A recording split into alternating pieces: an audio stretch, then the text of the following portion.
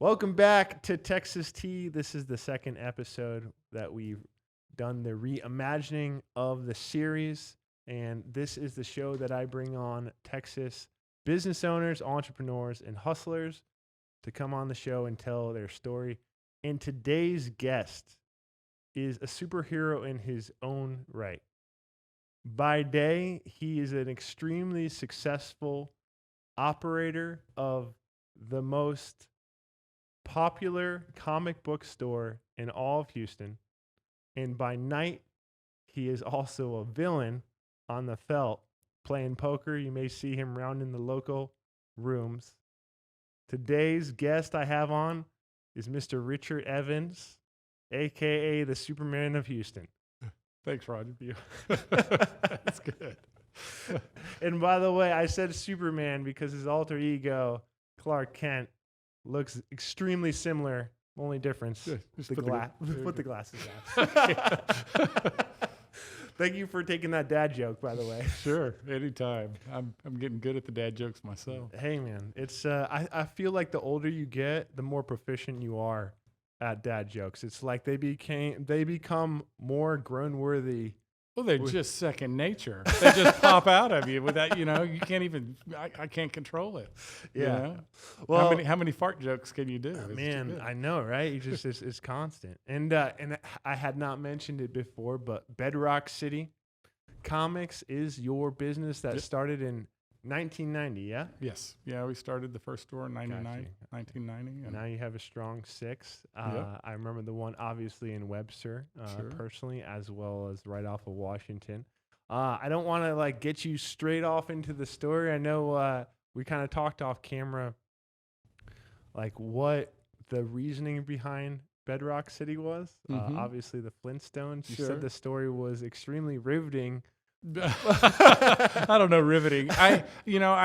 You start your own business and you go out to, figure out what you're going to name yourself, and you think about the fact that it's going to stick with you forever. And I had come up with another name that wasn't anything to even think about now, but I went down to register that other name and it was already registered. And so I was just sleeping one night. I loved the Flintstones. I watched every episode of it, and I just got to thinking, if the city of Bedrock had a comic book store, what would it be called? And so Bedrock City, it just sounded good, and it wasn't like anything else here. There were other comic stores here back then, Third Planet, Roy's Memory Shop, and other things like that, and it just sounded a little unique, and so we gave it a shot and ran with it. It turned out pretty good, and it is rooted in that kind of otherworldly universe. Well, sure, and it was the Flintstones and comics and cartoons and pop culture and all of that stuff. I mean,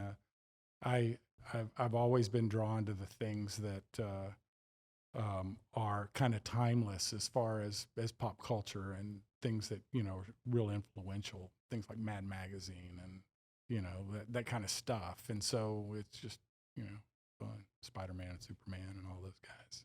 Yeah.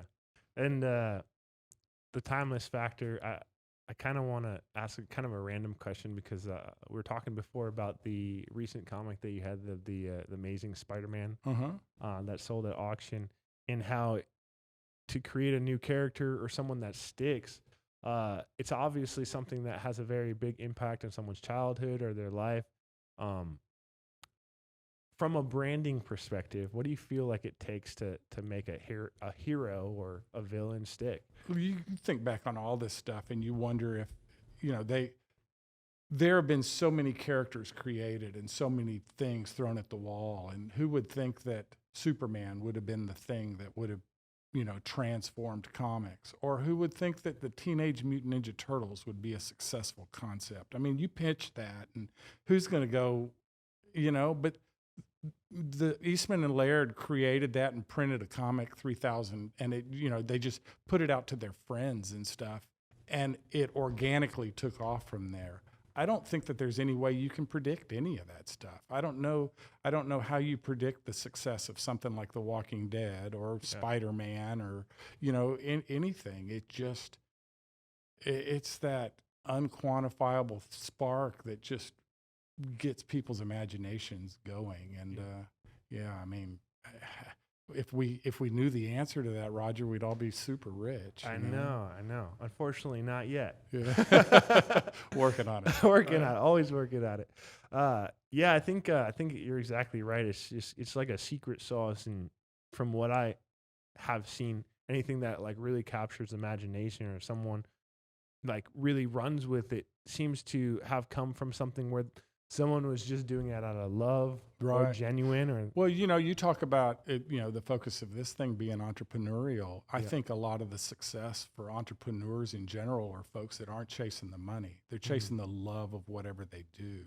If you really love what you do, the money comes in secondary, and Yeah. whatever happens. And when I first opened my first store, I wasn't expecting to get rich. If I got my bills paid, I was going to be happy. My dad gave me $15,000 to start it, and he said, "You've always wanted to do this. Go open a store and do it. And if it doesn't work out, you go get a job." Yeah. I mean, that was as simple as that. And it fortunately worked out great. We were real lucky along the way with some things, but at the end of Yeah. the day, it was just I wanted to have a comic book store. I loved the commerce of dealing in collectibles and comics and all that stuff, and being surrounded by it all, and being able to have a store and make that my job and not have to answer to anybody else was just a great thing. Yeah. And there were some other things behind us opening. I had been to one of the other comic stores here in town when I was, a few years earlier, and had a horrible experience. And the way I looked at it was, there's no reason anybody should ever walk into a comic book store, this escapist, imaginative, fun kind of thing. And nobody should ever walk in there and have a bad experience. You should never have a bad time in a comic book store. Yeah. And so that was a big spark to go in and open in one. I was going to school, planning to go to law school, and Complete different just situation. completely different things. So you started it then, and I'll put a pin in what I'm going to ask, because I think that's like super important. What you said about it should always be fun. Mhm. Like I think like the same way why everything kind of like took off in terms of characters, right? They're not thinking about marketing. No, they just when Siegel and Schuster created Superman, they were just trying to get this character in the newspapers. The newspaper strips were the big deal. Comics barely existed, and they were just trying to get him in the newspaper. And they got to the point where, well, let's just get him published, and ended up getting him published in this rinky-dink comic company called National Periodicals that became DC, and ended up making jillions of dollars off of these two guys, creation, and they didn't really profit from it. So it's that time and thing, but yeah, I mean, it was just all about getting the character published. Not really with any expectations of anybody getting rich, but Now, and I'm gonna go way on another side tangent here, because I know you're a wealth of knowledge. So obviously, what was DC called before? You just said it. National Periodicals. So National Periodicals went to DC, and then Atlas became Marvel. Well, Atlas started out as Timely Publications, and their first comic was called Marvel Comics. Yeah. But it was printed in 1939, and it was published by Timely Publications. Oh, wow. And the publisher was a guy named Martin Goodman, who was Stan Lee's uncle. Oh. And that's how Stan Lee got into comics. He went to work for his uncle. And that publisher kind of hit it big when two guys came in and pitched Captain America to them, and they published Captain America. Oh, and that became their flagship title through the war.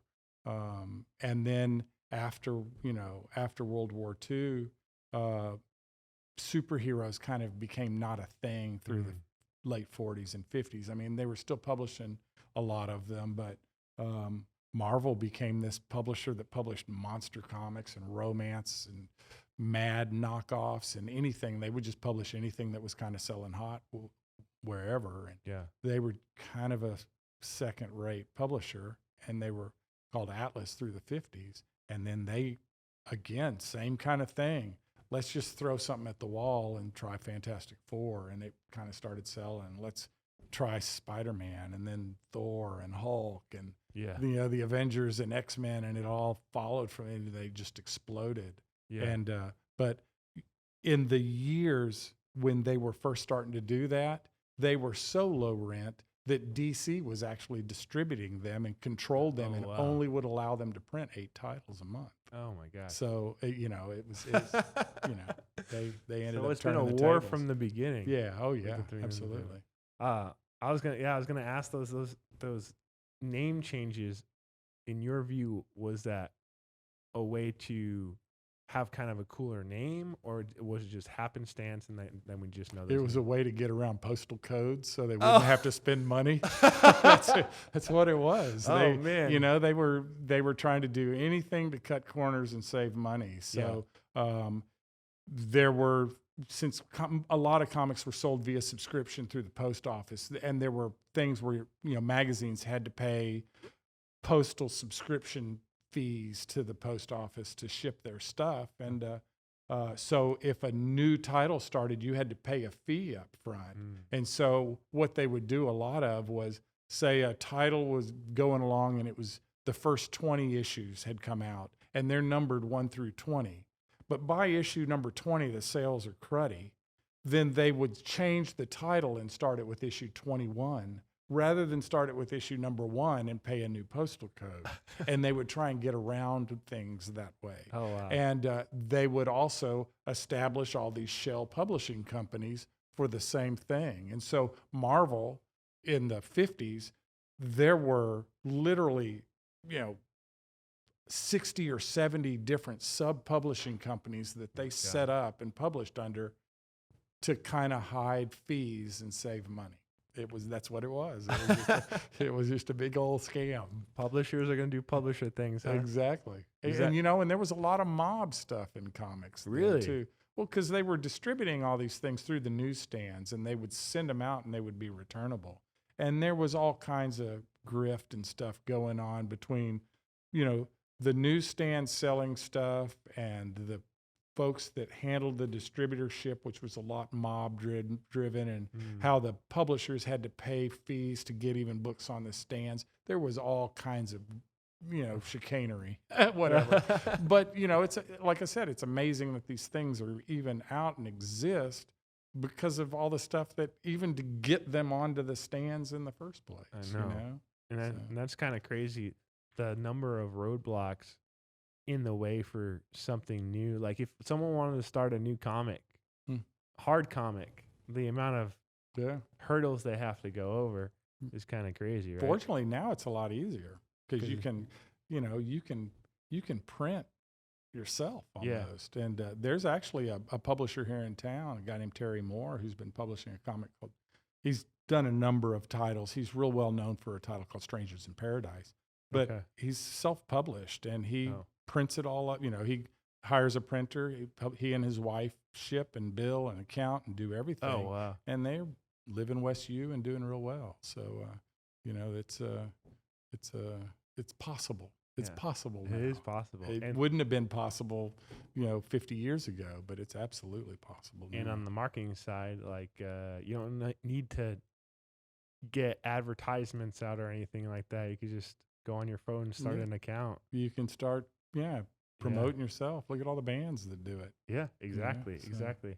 I think that's where a lot of music seems to come from. I know we were talking about before how I think Bedrock should do a TikTok. Right. Dylan, right? We'll be talking with Dylan.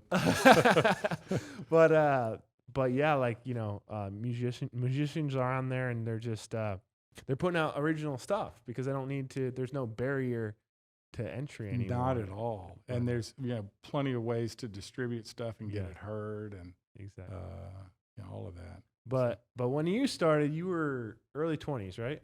I was 27 when I opened the store. Okay, I did my math wrong.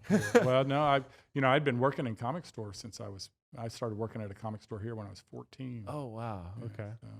So what comic store was that? There's one downtown called Camelot. It was Camelot. It was run and owned and run by a local lawyer here named Burl Rowe, who was he wrote all the water district law for the Harris County and East Texas. But anyway, he was a big comic collector. He was probably the biggest comic collector in the U.S. at that time in the early 70s. He was the first guy to pay $2,000 for a comic book. He bought a Detective 27 for $2,000. That's the first Batman. and it made national news. Really? And Wow. there's a famous collection that came out of Colorado called the Mile High Collection. It was a guy, had saved every comic that came out between essentially 1935 and 1955. Wow. And this collection was in a basement in Boulder, Colorado, and a guy with a little comic shop up there went out to go look, and they wanted to clear all these comics out of this house so that they could sell the house. And he bought 20,000 comics for $2,000. Wow. But he didn't have $2,000, so he borrowed it from Burl, and Burl went up there and helped him, do all that, and was able to buy some of the first comics out of there. That collection now, if it was all pieced together in one place, would probably be worth $50 to $100 million. I mean, it was ridiculous. It has the nicest copy of the nicest, or in the running for the nicest copy of just about every key book through the beginnings of comics. That's crazy. So, but anyhow, Burl in 78 opened a comic store downtown, and he wasn't a good retail businessman, but it was certainly fun. Yeah, fun being a kid and working there. And for me, fortunately, through a weird family thing, Burl had gone to college with my mom's cousin and had heard that I collected comics and kind of took me under his wing. So I got to go work down there on weekends during the school year and all summer, and through, from the time I was 15 all the way through high school. And man, that was the greatest thing ever. That was the greatest thing ever. So everything that I initially did with my store was emulating, trying to get something as cool as Camelot was. Right. And so yeah, that was kind of the beginning of it. So your general career path hadn't really wavered. Not a whole lot. Not a whole lot. I mean, when I went to college, I went to UT and sold comics, on the weekends at conventions to kind of help pay for school. Yeah.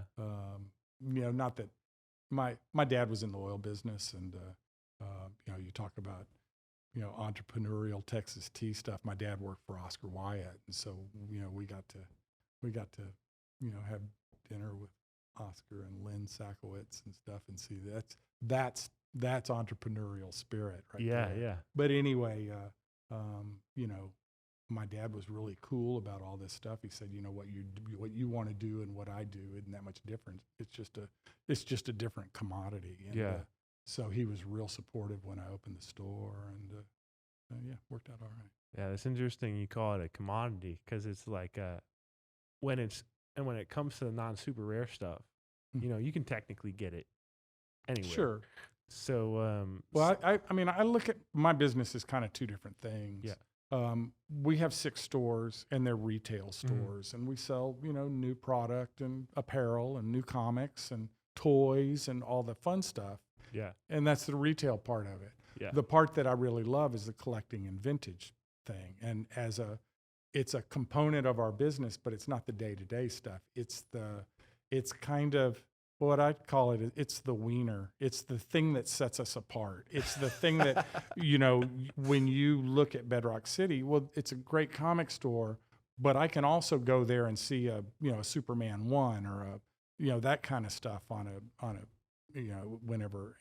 And so I love dealing in that kind of stuff, watching the auctions and seeing big books come along, helping people that have, really quality material here in town sell their stuff for the right price, get the right amount, and not get screwed by somebody. And you doing those kind of things. And so that's the fun stuff to me, the important stuff to me. And like I was telling you, we just sold an Amazing Fantasy 15, and it was for a customer of mine that I'd sold that book 2 years ago, but he had some stuff come up and needed to sell it. And we were able to find a buyer for him at a price that was way above what he would have gotten if he'd have gone to an auction house or anywhere else. And that's cool to me. I mean, I just dig that part of it. So it's so there's a lot of value in having essentially a trusted advisor on your side to sell your prized possession, if you're looking to. Sure. Well, and now everybody sees in the news how volatile all this collectibles stuff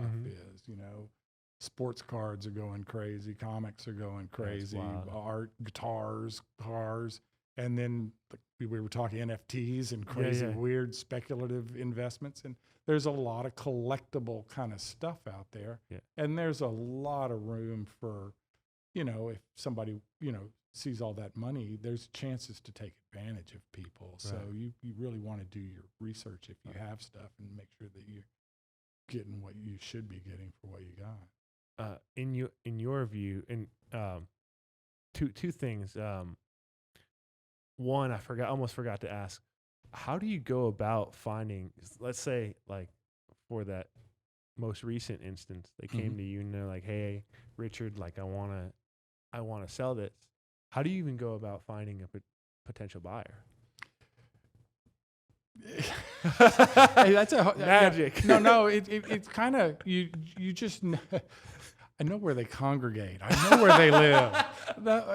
It's like I'm saying. We went to that sports card show this past weekend, and I knew that there were guys that were looking for that kind of book there. It's a great thing to sell into that. And right now there is a lot of money in the sports card market. Yeah. People are selling, gold-plated LeBron James cards for $1 million or $2 million. There's just nutty stuff going on with that. So there's a lot of capital floating around in that, and to show up there with the coolest, shiniest comic book, people kind of came over and were like, and so it just worked out. I mean, a lot of it is kind of luck, and a lot of it is fun, and a lot of it's knowing who to call and who to ask and where to lead somebody. So it's just being in it. So and you, I think there's like a key marketing aspect that, just from an old school marketing perspective, is where are the eyes? Yeah, so because of your experience, where the eyes are. Yeah, so you just exactly. You just put it out in front. Sometimes, I mean, right now it's been interesting since COVID.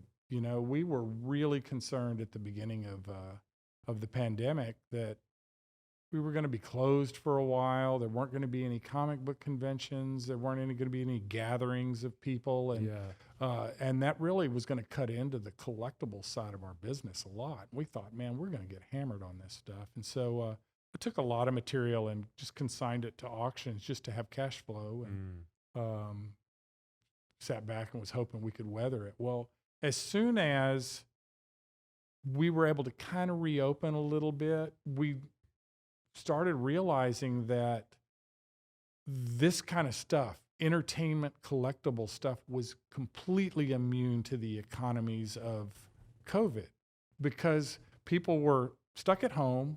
They weren't traveling. They weren't going to eat. But they were still working, and they were still making money, and they had money accumulating, and they wanted to be entertained. And so our retail business did really well, just selling curbside and mail order and whatever. But the collectible stuff just started kind of popping, and we started doing a Facebook Live sale every week, and that's still right? It's still going on, and I mean it's evolved through that. I mean, it was just let's try and get some cash flow or do something to wow, let's actually work on this, and now it's a production not unlike your podcast every week.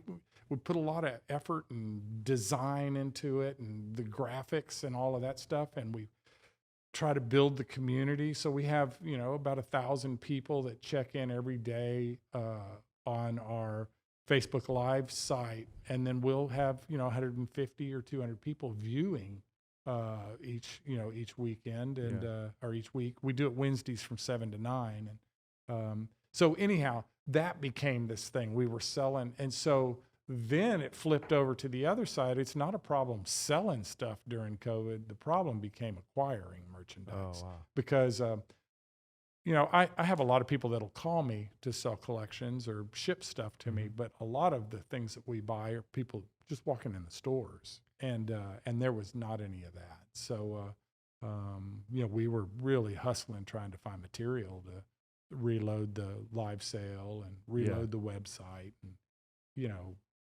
hoping for new shipments of new things too. Right. So now that's starting to kind of balance out, but So there became yeah. an excessive demand. Yeah, exactly. A on ton of the demand, and it's collectibles. continued. And it's Yeah. it's neat that a lot of people that kind of, because of the the fact that they're stuck at home, kind of gravitated to this. Now are focused on it and are Yeah. continuing with it. So Yeah. And in general, you were saying that you felt like it was just because of the people were at home, so they had more time, but still had the same stream of money sure. coming in.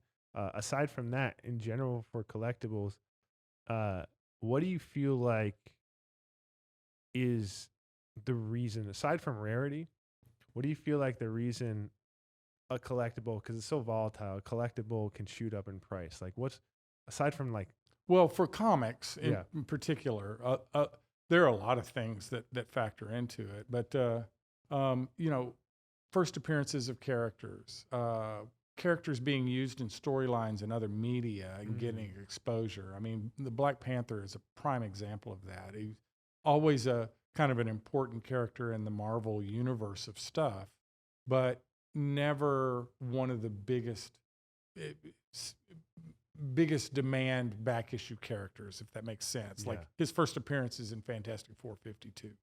That book's always been popular, and but it was never like. But once the Black Panther movie became a Yeah. big deal and such a cultural touchstone Yeah. for so many people, that book has just gone crazy. Yeah. So, you know, the nicest you could in 2000 you could have bought a CGC 9.6 for $2,000 or $3,000, and Yeah. now that same book is probably going to be $50,000 or $60,000, Wow. and that's it's a pretty good rate of That's return crazy. over 15 years or So whatever. to find out, so I'm sure there's collectors out there who are trying to buy based on what they think is going to go up trend wise. Speculate. Speculate. Sure.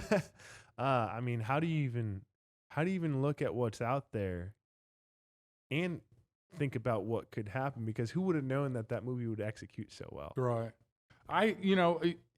As an advice thing, I always tell people to, buy what you like and the characters you like, and buy what you're comfortable with. And speculating is tough. It's Yeah. just a tough thing because you don't really ever know. But Yeah. if you're buying for condition and you're buying for rarity and you're buying for the characters as they are, pretty much anything in comics is going to have a steady rate of return. And if you hit a home run here or there, that's kind of a side deal. But it's really hard to. I mean, again, we get kind of blindsided pretty often by something like, WandaVision becoming popular and speculating that the character Mephisto is going to be in this deal. And so all of a sudden everybody starts buying Silver Surfer #3. And then it turns out Mephisto isn't used in the TV show, and then everybody's dumping them. Yeah. And there's an endless thing with that, with rumors and stuff about comic characters and where they're going to be used in media and which character is going to appear wow. in the, who's going to appear in this Loki series that's coming out, or who's going to be in the Black Widow movie, or those kind of things. And if a new character shows up in one of those, it can have a big effect on the current values of that character. That's crazy. And it's this whole cottage industry of that stuff. And I have a lot of people that come in and chase all of that all the time, and it's interesting to watch it, but I don't give any advice, Right. investment kind of advice in Right. relation to that, because who knows? Yeah. But I know that Superman's always going to be around. I know Right. that Spider-Man's going to always be around. The X-Men are always going to be popular. You Yeah. know what I mean? So that's the easiest route. I know there's speaking of X-Men, there was always in WandaVision, bring those two together. I think there was like a lot of short-term confusion of the fan base when that happened. Yeah. Because of Wanda, obviously, and the Silver Surfer too, and that kind of like mesh up. How come, in your view, I know. You mean Quicksilver, by the way. What's that? You mean Oh, Quicksilver. yeah. Sorry. And in your view, how come, aside from the obvious legal ramifications, why do you think there was such a separation of why did they not try to capitalize on that crossover? Because initially they couldn't because so in the movie stuff, Marvel has controlled Marvel films, Marvel whatever they're called, Marvel films, I guess. But they had control of a certain group of characters. But the X-Men was with Fox. Right. Fantastic Four, I think, was with Paramount or something. And even Spider-Man was separate. So gradually, Marvel, over the last 4 or 5 years, has acquired the rights to a lot of those characters, or done deals to separate stuff out. So for instance, part of the deal with getting the rights to Spider-Man back was that Sony was allowed to still have the rights to Venom. And so the Venom movie with Tom Hardy doesn't have Spider-Man in it, but they're able to do spin-offs of Venom. So they're doing this new Carnage movie. Well, Carnage is in the Spider-Man comics. And so, people are really looking forward to that. And, but that's what a lot of it had to do with. So that's the reason you had two different Quicksilvers. You had the one that was in the Marvel MCU movies and the Avengers, the one that was killed in the second Avengers movie. And then you had the Quicksilver that appeared in the X-Men stuff. And that was one of the things that threw everybody, was that they actually used the Quicksilver from the X-Men franchise in WandaVision, which is an MCU, as a way to throw a curveball at all the viewers. And it actually worked out great, because it created all this crazy speculation about what was going on. And then obviously that speculation to Mephisto. Yeah. And then and then the crash. Yeah. It's crazy how that's crazy how that is. Yeah, and by the way, Venom, always one of my favorites. I kind of like characters like that.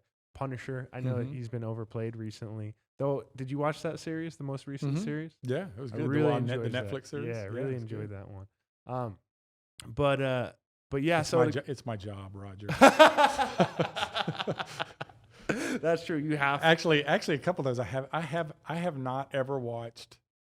There's about two or three Wolverine films that I've not watched, and I haven't watched Luke Cage or what was the other? Was it Iron Fist? Okay, you're outing yourself. Yeah, I haven't watched those yet. I guess I need to. Well, there's so much.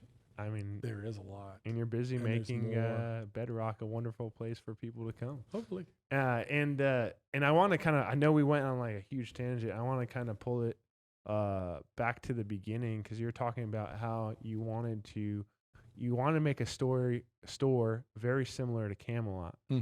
So you started off with Bedrock, and I kind of wanted to kind of hear, like, you kind of did it like, if it fails, it fails. I'm going to just give my best shot. But what were some of your initial like pieces that you put together of like what you wanted the vision to be? Well, initially when we first opened, I was really worried about just making, enough money to pay the rent. So when I first started, we were a 50-50 card and comic book store. Yeah. So we sold a lot of sports cards and baseball cards and football cards. And this was 1990, right in the middle of in the heat of it. Yeah. But it was also in the middle of kind of the breakdown of the retail part of it.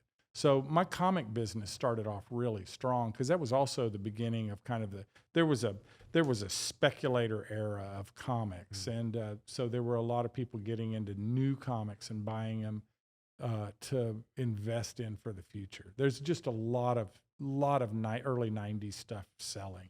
Image Comics started, and those were real popular. The Todd McFarlane Spider-Man stuff was Death of Superman, and all the stuff that was around. I remember getting that. So we had a lot of big events going on with comics that brought a lot of customers into the store. So we kind of hit the ground running, and we were doing pretty well within 6 months. But the sports card stuff was bugging the heck out of me, because the way retail sports cards are, all the collectors want the product that's really rare. So what it comes down to is a sports card guy comes in and he wants to buy the product that I can't get as a retailer. And it gets frustrating. I couldn't get the things that everybody wanted, and I could get boatloads of the things that people didn't want, and it would sit. And so in kind of a weird happenstance thing, I gone out to the Bay Area to go to a comic convention, and there was a guy out there that had a comic store called Comic Relief. His name was Rory Root, and Rory's claim to fame is he's the guy that the comic shop guy in The Simpsons is based on. Oh. But Rory was a sweetheart, just a sweet guy. And so I went to his shop. That's gotta be a bad. Like imagine that's you. It's real true too. Yeah. So anyway, I went into Rory's shop and he had everything related to comics. He had graphic novels, foreign comics, tattoo magazines with art and that kind of stuff, art books related to fantasy art.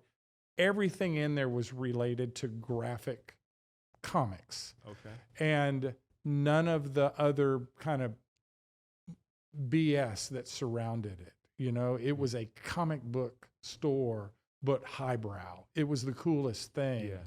And it just opened my eyes to what I could do with the store. And so when I got back, I took all of the sports cards out of the shop, took them to one of the other shops here and just said, whatever you want to give me for them, I'm done. Oh, wow. And we got rid of them. And that was in early 92.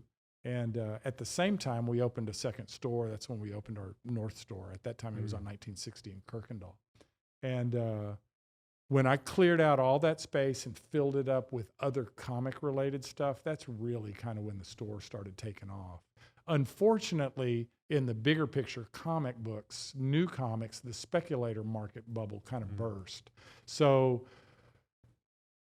we had been catering to readers instead of the speculators. We didn't lose a lot of customers during that market bubble, but we lost a lot of competitors. When, in 92, 93, at my store here at Westheimer and Hillcroft, at that time, there were 5 stores within a 2-mile radius of us. And all of those stores closed between 93 and 97.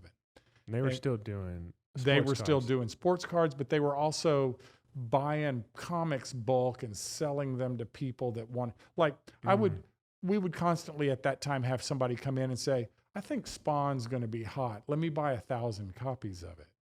And stores would cater to that and they'd sell them 1,000 copies for maybe 20% over their cost. And I would say, I'm not a distributor. I can't do that. You can go to these guys and do it. I just sell retail. Yeah.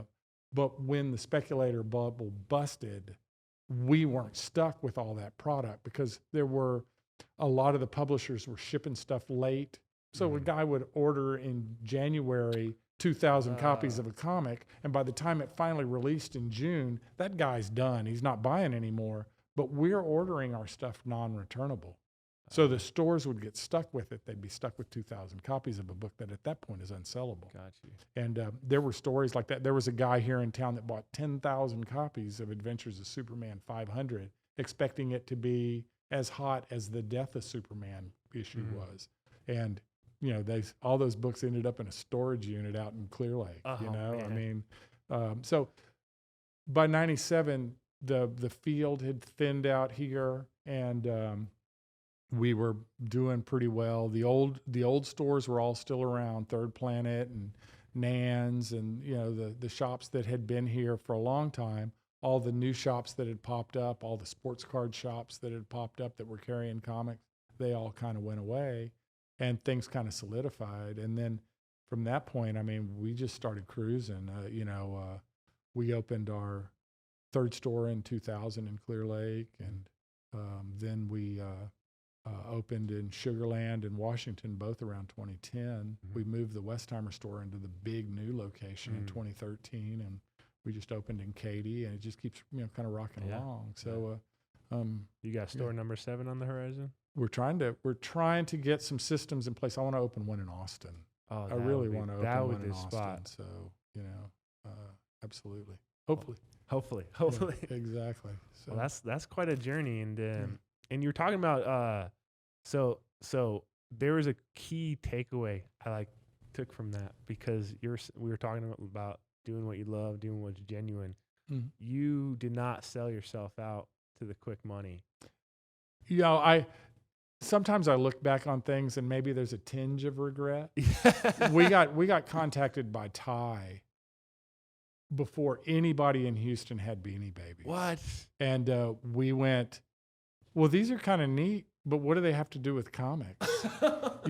So I didn't carry Beanie Babies. Now they're doing licensed Ty stuff now, and we have an account with Ty now. Yeah. But all of a sudden, Ty just exploded, and I could have made so much money if I had opened that account. Yeah. But I think I'm happy where I'm at, and I didn't. Right. You can't take a W every exactly, time, right? Exactly. I think we both know that. Sure. But you look at little things. I was this close to buying a whole bunch of eBay stock early on because it was a big thing. Yeah. eBay for us was a big thing, and the late '90s, mid '90s. Mm-hmm. So many things were selling, and it was defining a lot of things that were going on in our hobby. And but I didn't do that either. Yeah. But what you did do is kick out the kicked out the sports cards, and you didn't do wholesale, and that we replaced it with T-shirts and toys and all the things that are related to comics that we knew that we could do. So worked out. I think net positive. Yeah, I'm definitely a winning session. The stores to me look a lot better. Yeah. Without having all the sports card stuff in there. Yeah. I still kind of collect sports cards, and I'm always in touch with that market, but from a retail standpoint and from an aesthetic standpoint, we always wanted there to be a certain flow to the stores when you walk in to make it kind of an escape. Mm-hmm. So you walk in and the stuff in there is also bright and colorful and whatnot. And the cardboard squares of baseball cards and all the boxes of packs, they always just broke it up to me. It was just a different aesthetic. It's always shiny. Yeah, exactly. Yeah, so, I know exactly. Especially now. I know. It's just worse. all foil and felt and stuff. So goofy. That is cool that you had that aesthetic is super cool. I know it's always been welcoming when I've come in. And this is actually the question I was going to ask before, but perfect lead in. Thank you. I was going to say, while you're I'm here for you, Roger. Oh, thank you for sure. When you're opening all the other locations, right? Uh-huh. So you had this vision on the first one, and you executed perfectly. How did you scale a feeling like that? It's hard. You kind of, some of it is dictated by the things that are selling for you. So like, we've had some changes because we've had to change the floor plan of the store to accommodate things like Funko Pops now. They're a huge thing. Are you familiar with those? The little plastic bobblehead, licensed little bobblehead things. So we sell a boatload of those, and literally we load boats at the dock. And the way that you have to rack those dictates a certain thing, and you've got to dedicate a certain amount of square feet in each store to that. And so things like that will change. And over the years, our apparel sales have gone up a lot. We sell a ton of T-shirts and licensed comic related and pop culture related T-shirts. And so you have to do that. But in the grand scheme of it, you have a box and you know about how many square feet you're going to need, and you just lay it out in a pattern that you can do your signage and your fixturing and everything to accommodate the products that you're putting in, and you direct people around the shop so they see everything.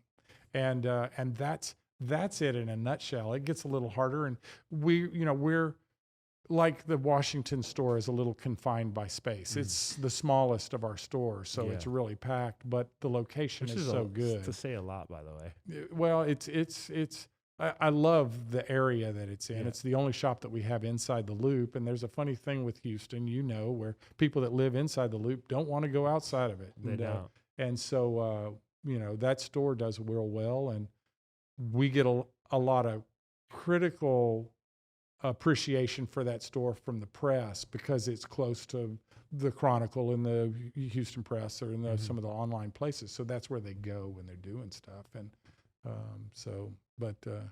You know, when you start getting out, you can get more space. Oh yeah. You know, Oh, and yeah. you can do different things. So the Westheimer thing, our store there is like 8,500 square feet, and we Yeah. were able to do some different stuff with that store. We've Right. got, you know, a showroom for the vintage stuff, and we have a studio where we do the live stream, and Yeah. we have our offices, and Yeah. sometime when you're over there, I'll have to show Oh, you some of yeah. the cool stuff in Oh my yeah, office. 100%. Yeah. That's where all the fun stuff. I've literally already been amping myself because I kind of on a random aside, I bought a bunch of Magic cards like 2019. I just went on a binge. It was bad. And I started playing, and then I was Isn't like, it amazing how many poker players play Magic? It is. Well, it's a strategy, right? Yeah, It's I a know. strategy game, Yeah. and you got to really think. You think through the pregame, and then obviously through the game as well. Sure. So, but I gave a lot of the cards away because I realized I was like sinking a lot of time into it. But I was like, See, you know, I don't make a lot of money at the poker table, but I make a lot of money selling Magic cards to the poker players. That's my deal. I feel like the margin on Magic cards isn't that good though. It's really not. It's pretty thin, but Okay. but it's so addicting and fun. So Yeah. And that's why I was like, and this is why I think it's so cool to have like such a product or groupings of products that you do that like me just talking about it is hyping me up to go to your store. Well, you know, that's again, it goes back to the whole reason that I'm in this. When I was a kid, you know, there's a genetic thing with people, and some people get this and some people don't. But when I was a kid, I thought about comic books 24/7. I mean, I was pretty good in class, and I did good, and, you know, I had good grades and stuff. Yeah. But if I gave a tenth of the effort and time that I spent learning comics and knowing what was going on with that when I was 12, 13 years old, that I would have, you know, school, I would, you know, I don't know, be a Rhodes Scholar. I don't know. I thought about comics all the time. I had, you know, the comic book buyer's guide coming in every Thursday, and I'd race home and read that, all the ads from people selling comics around the country, and you know, calling people, and I was, you know, it was the bomb. That was the deal. And I love every day some kid comes in the store who has that same experience with stuff now, or an adult that's, you know, always kind of had it but never had anybody to nurture it, and now they're on their own time, and they come in and you know, all the blinders are off, and they go crazy because they just love it. This stuff it's in our, you know, in your blood, and it's addicting. It really is. And so whether it's Magic or the Marvel movies, or, you know, Nintendo or the WWE or whatever it is, all of that stuff is pop culture fun stuff that just is part of our DNA. Yeah. You know? Yeah. Dude, the addiction is real. Yeah. I remember just buying boxes to get 4 of one specific that I needed for a specific deck. I don't know why. I know I can buy it singles online. Right. But there's something about opening those packs. Exactly. It's gambling. Exactly. It's like, you know, it's like playing the lottery tickets every Exactly. time. Yeah, Am I going to get that, you know, that chase card in there? That part's so fun, and then it's like every step is really fun. But like regardless of what it is, like you're saying, it's every part, whatever you are fixated on, you kind of give that, and it's basically a wholesome feeling because it's something that you can kind of attach yourself to in a nostalgia way. You know, that's, you know, not negative. It's, you know, most of the things until you're spending your meal money on That's it. true. That's Yeah, true. That's your true. rent. That's true. That's true. That's true. I'll take that back slightly. We've actually, it does not real often, but there have been a couple of times where I've kind of had to take somebody aside and talk with them. And you know, you may want to kind of slow down a little bit. Yeah, I mean, you got to be running your credit card debt up like crazy. Yeah. Okay. So, you know. But that's important. It's actually funny because I did. I remember someone said that to me too. One of my buddies was like, "Hey man, like you're gonna burn yourself out." Because I was like, I got into it real quick, real fast. Because the last time I really played it seriously was back in the late '90s. Right. And so then all of a sudden I'm like, do you still have your cards from the 90s? uh, Because you know some of that early Magic stuff is huge money. Raymond Grabowski, if you're listening, I think you still have them. Okay. My buddy Ray in Connecticut, I know he had the box. He can't hear you over the jingling of all the jewelry. Yeah, I came in, I remember because that was late 90s. So I came in, it was, I think, it was either Mirage or Stronghold. That was right when it was. Sure. So 4 or 5 years in. Yeah. 4 years, yeah. So I didn't have like a lot of I definitely didn't have any alpha or beta cards. Right.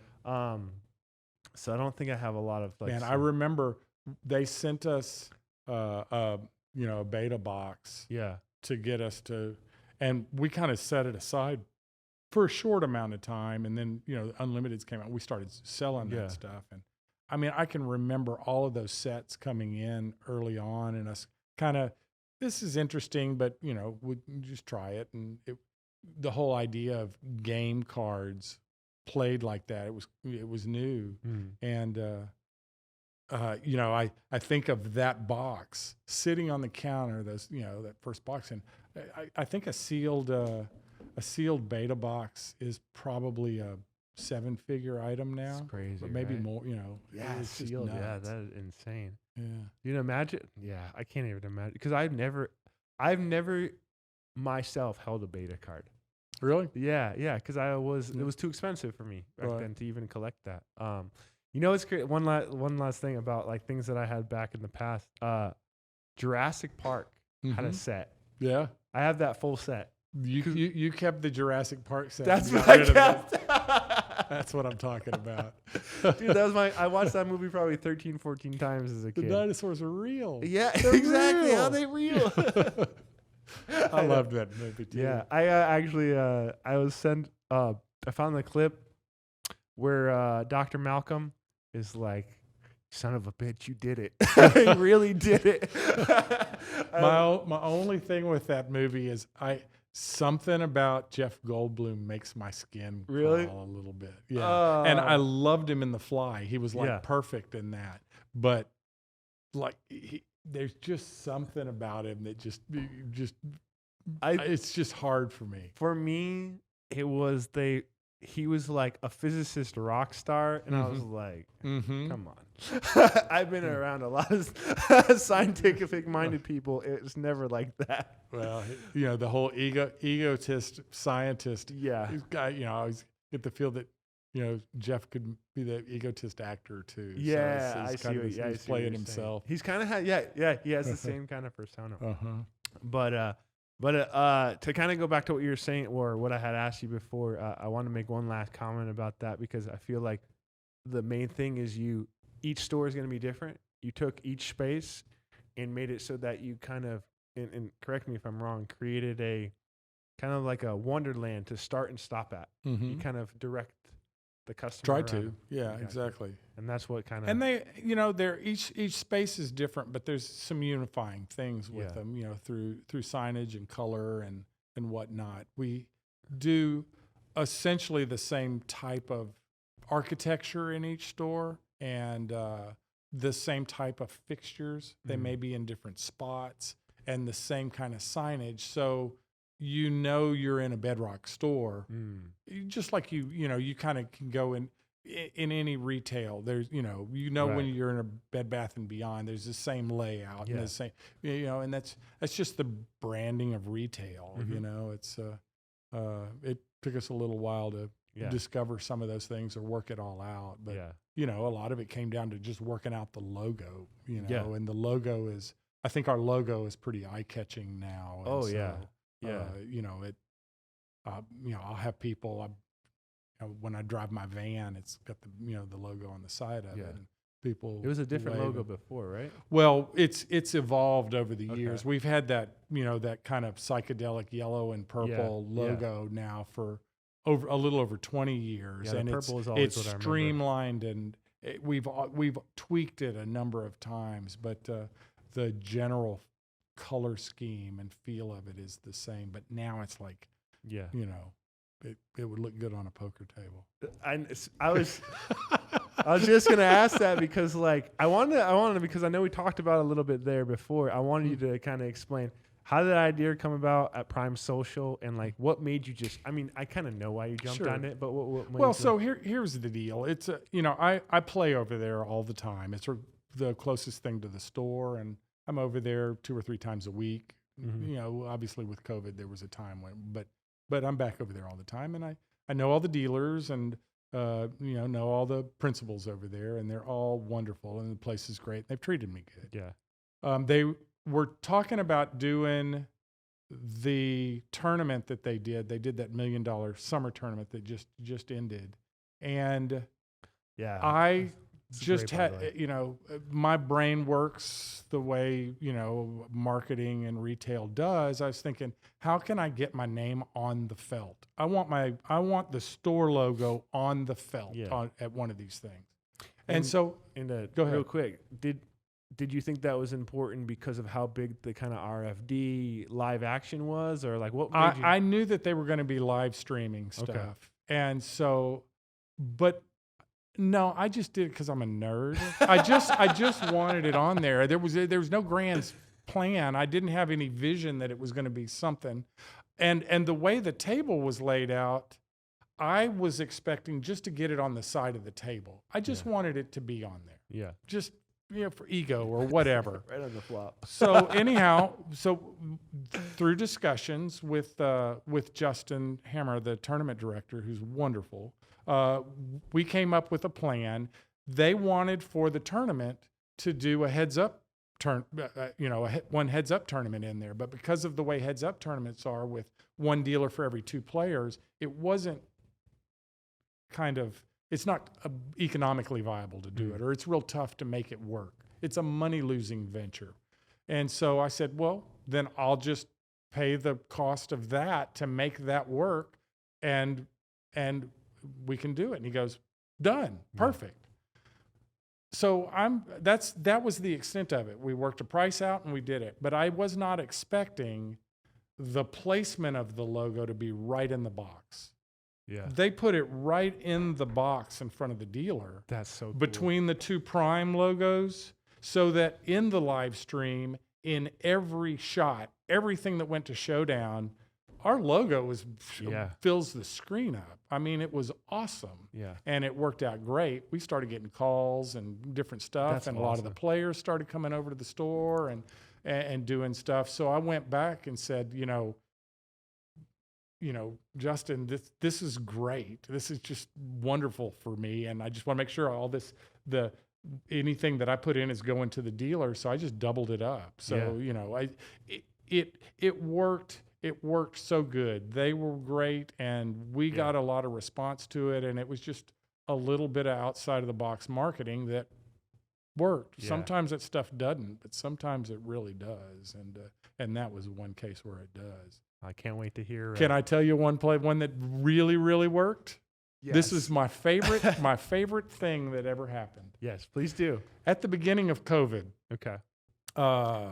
when we finally reopened, this was in May. In early June, we had done a mandatory mask thing, and this was we're starting to reopen and stuff's going on. And at the 1960 store, well, at all of our stores, if you came in, we required a mask, but we would give you one. And a lot of stores did that. It's kind of a natural thing. So we had a customer come into the 1960 store, and my employee, Tony, said, sir, you need a mask. And the guy said, I don't have a mask. And so Tony gave him one, and the guy put it in his pocket. And Tony said, you need to wear it. And the guy pulled it out, threw it at him, and walked out the door. Well, we had it all on the security camera, and it's just perfect, all in frame, this little thing.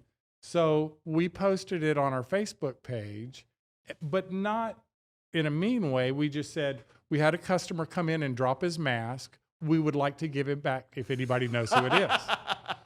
Just kind of for fun, Well, it ended up going kind of viral, and it became the #1 thing on Reddit in Houston for like a week. Oh, wow. They ran that video every day. I started getting mail orders from people in Utah and Maine and stuff going, we just want to support you because of your mask policy, the way you, and it turns out the guy was in one of the local toy groups and everybody got him and spotted him. And so he kind of got some grief for it. Yeah. And we were able to kind of make it be the good guy in it and say, look, we weren't trying to out you, but this is our policy and this is what, and you guys just need to, we respect your right not to wear a mask. I understand that people don't want to wear a mask and I respect my right as a retailer to require them. And, Man, so you handled that perfectly. it ended up working out really, really well. And it was a piece of unforeseen marketing that worked out positively. Yeah. And that stuff has always been interesting to me. It's always been interesting to me, the things that are outside of your control. On the opposite side of that would be something like the guy in Alvin who had the plumbing company who sold his plumbing truck and it ended up being used by ISIS with a rocket launcher in the back of it with his phone number on the side. Oh, God. And he has to deal with that negative press too. Yeah. That kind of stuff is just really interesting to me because you are always, you don't think about it when you have a business, but you're always exposed. You're out there and you have to really be aware in this day and age of everything that you do, everything that every way that your business is represented. Yeah. Because it all reflects back on it. Oh yeah. We actually for Eastwood,